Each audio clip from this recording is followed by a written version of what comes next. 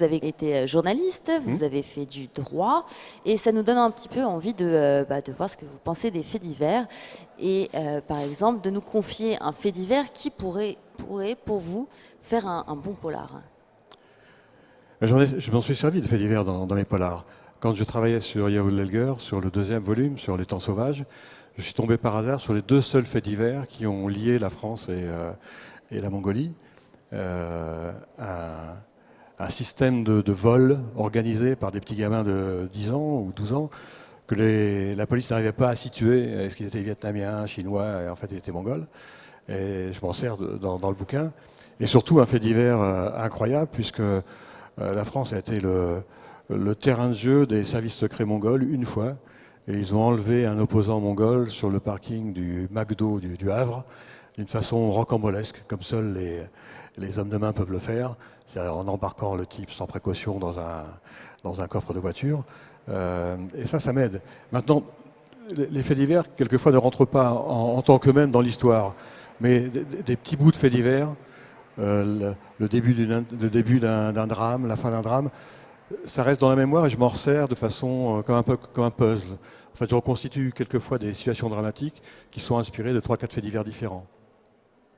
Est-ce qu'il y a une grande affaire ou un fait divers que vous auriez aimé, vous, adapter en livre?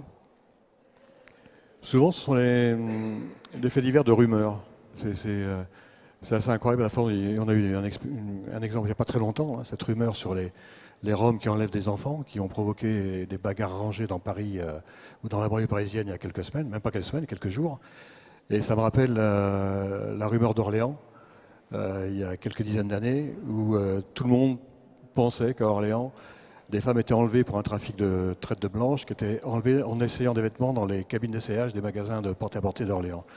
Que des choses comme ça puissent se développer, arriver à faire des titres dans la presse nationale ou au journal télévisé, c'est toujours fascinant parce qu'il y a toujours un moment où quelqu'un est forcément complice, au moins de savoir que c'est pas forcément vrai et que personne ne va vérifier. Quoi. Voilà, vous parlez un petit peu de l'ère des fake news et de ce qu'on a Oui, parlé on est ces là-dedans, années. bien sûr.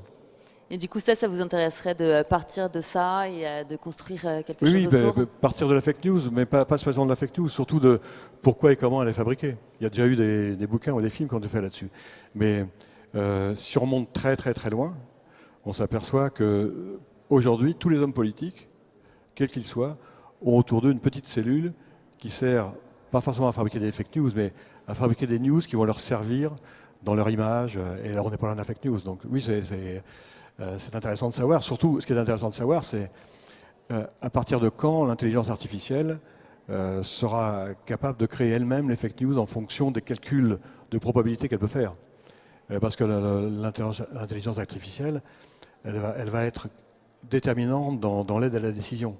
C'est-à-dire que si l'intelligence artificielle, par exemple, décide qu'on fait la guerre, que les États-Unis fassent la guerre à la Russie, c'est en aide à la décision, elle ne va pas décider de la guerre, mais on va lui demander est-ce que si on fait la guerre à la Russie, quelle est notre possibilité de nous en sortir, à quelle échelle et dans combien de temps?